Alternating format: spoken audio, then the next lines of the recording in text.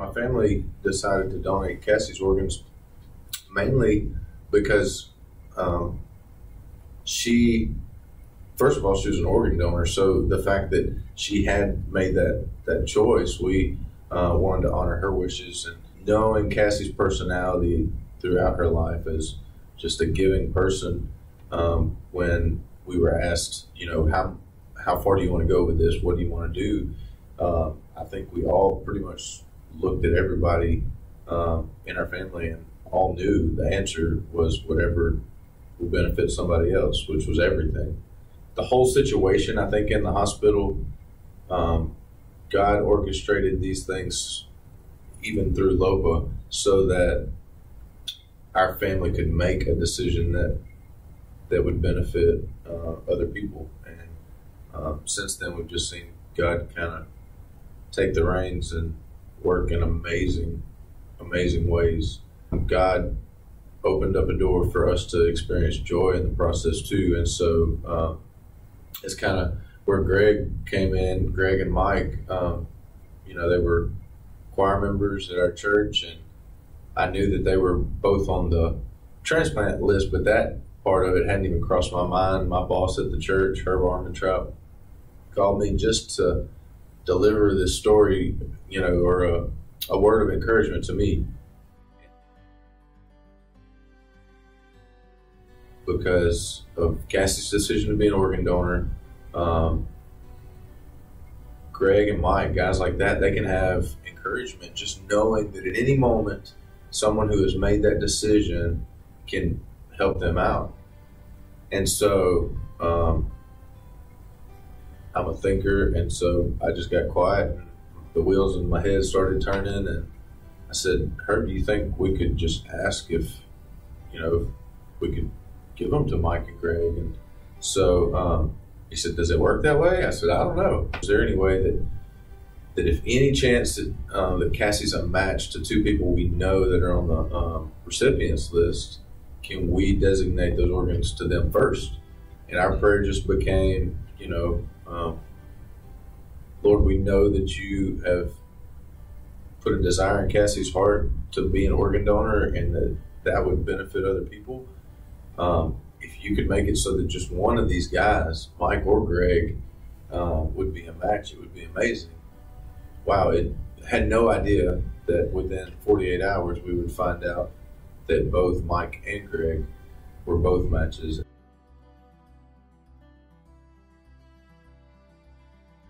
I had been on dialysis for 3 years, and I was still working full time. And although I could have taken off, I just didn't want to not work. But my doctor had talked to me a couple of months before I received the transplant and told me my body wasn't recovering like it was before, and encouraged me to stop working.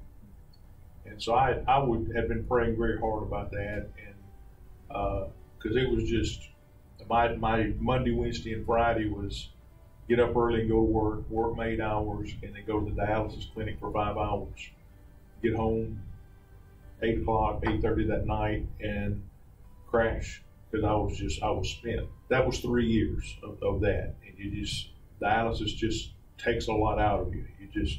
You don't regain what you lost while you're doing that. The morning of April 24th, on Monday, I was off that day, so I was out on the patio and I was praying and reading my Bible, and I had a really long prayer time, and I had got to the point where physically I just couldn't keep doing what I was doing, and I prayed that morning and just said, God, whatever you're going to do, whether it's to heal me or whether it's just to take me home, I'm ready. Whatever you want for me, I'm ready. And I prayed that with a lot of emotion, and really, really knew that something was going to happen. In fact, I knew it so much, I texted my wife just in case something happened that day, because I really thought something would. I said, Beth, if something happens to me, I want you to know that it's okay, that I prayed this morning, and I've told God whatever he's going to do, just to go ahead and do it, and I'm okay with that. If he takes me home, just know I'm at peace, everything's okay, don't worry about it. That night is when we lost Cassie. And the next day, my wife is in charge of the group that goes and gives people food when they lose someone and stuff at the church. And so we were on the way out there, and I was prepared to walk up to my brother and just, man, we're so sorry, and just try to comfort, say something to comfort the family and his mom and his brother. And at that point, I had no idea what to say, because here I am, something I've been praying for years. There's a joy in my heart, but for me to experience that joy, I'm on my way out to comfort someone who's losing their sister. And I was afraid to go in.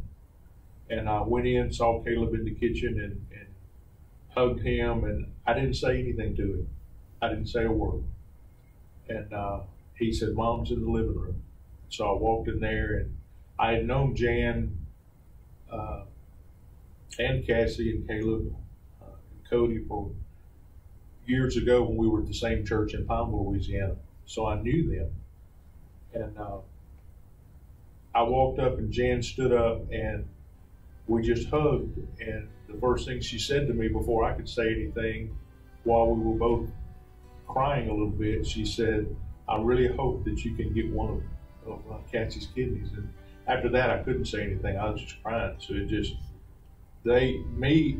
changed for me going out to try to comfort them, to them turning into the comforters, because they were, as much as they were hurting and had been for almost 20 hours at that time, they were going through the joy part with me. And so it was amazing to experience that kind of emotion all at one time. But they were so gracious, it was just unbelievable.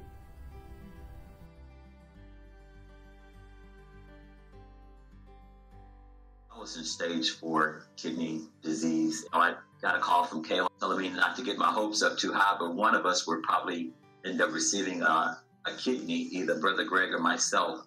After I heard that message, they called me back again saying that you are a match. But I was so afraid. I wanted Brother Greg. I was like, well, Brother Greg is a match, let him get the kidney, because he had been on dialysis for 3 years, and I already know what that's like. When I got there, I was pretty calm, but that's when I ran into Brother Greg and his wife, Beth, and I was like, what are you guys doing? He said, well, we're a match. I'm like, you're a match too. I'm like, oh my God. I was saying, is this really true, God? Is this really going to happen this way? I keep telling everybody it was all God, how everything has been orchestrated, from how I got to Broadmoor Church, how Caleb got to Broadmoor Church, all of us meeting, how it was like a puzzle, and he was putting the pieces together, his planning. And he worked everything out in an amazing way. And I'm just so grateful to the family and to God and to everybody who had a part in this.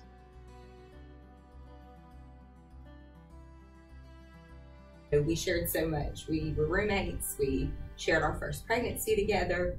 And now we share being organ donors. And it's so special. I saw an ad on Facebook. They were doing a fundraiser for a man who was in need of a kidney. They said, well, if you can't be a living donor or be tested to be a living donor, share this post so we can find a match. And I thought, well, I've never really thought about, being a living donor or anything like that, but just something about that post touched me, and something just spoke to me. And now I know it was Cassie. But at that time, I, just knew, okay, my faith is strong, and we're going to see where this goes. So I prayed about it for a month, and I asked certain people to pray with me. And then we received the initial response from Willis Knighton, and the paperwork was done, testing was done, and come to find out, me and the recipient were a match.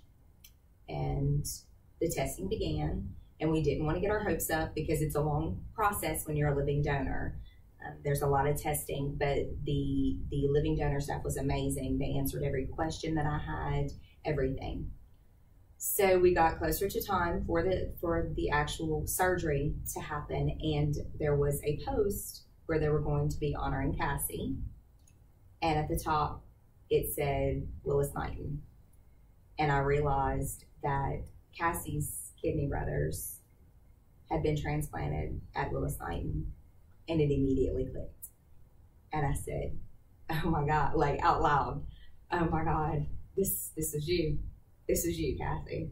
We went through the whole process. The transplant went wonderfully. God's hand was on it because I went straight to a floor. One of the probably only patients that ever went to a floor. I didn't have to spend the night in ICU. And when Greg and Mike walked in, it was like Cassie was standing there. And it was just such an amazing gift for them to be there. And just for Cassie's family to be so supportive, and just to know that even though a horrible thing happened where she was taken from us, so many lives are being touched. So many lives are being touched. And my recipient is doing amazing. His function is great. Mine was great before I ever left the hospital. People come to me all the time and they say, you know, it's amazing what you're doing. And my first response is, it's not me. It's God. I'm merely his vessel. And, you know, if they could have taken both of them and I could have survived with none, they could have done that. I'd have been glad to give them both, you know. And it's just an awesome thing. It's going to fill you with a peace that's amazing to be able to, there is no better gift than to be able to give someone else the gift of life. And the biggest thing is we have so many people on those transplant lists that if God tugs at your heart to do it and get tested, if we save 100 people, we have taken 100 people off of that list. And share your spare. I have a coffee cup that they gave me that says share your spare. And I drink my coffee out of it every morning because it's so true. You know, here I am 3 weeks post-op and the recovery is nothing more than what a normal surgery would be.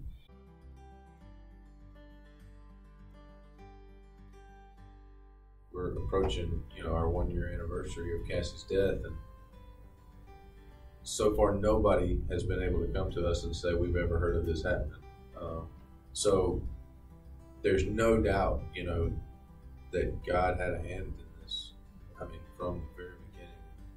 A couple weeks ago, we had the opportunity to meet Cassie's heart recipient, and so that was surreal.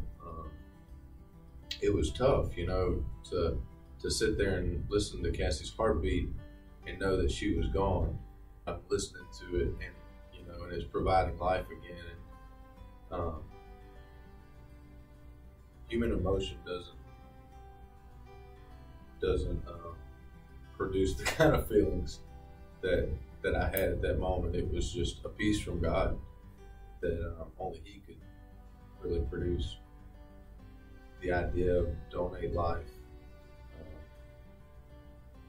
It gives me a new outlook on my Christianity and my faith even.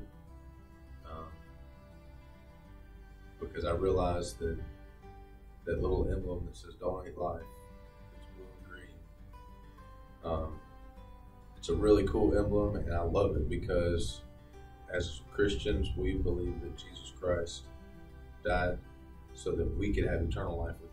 So He was the first donor, you know, He was the first life giver, and so He donated life so that we could have eternal life with Him. And so what we have here on earth is just an opportunity to have these human bodies that we can share our organs and hopefully prolong somebody's life. If they're not a Christian, that they can find out who Jesus Christ is, and if they are a Christian, they can live a little bit longer to tell that many more people what God has done in their lives.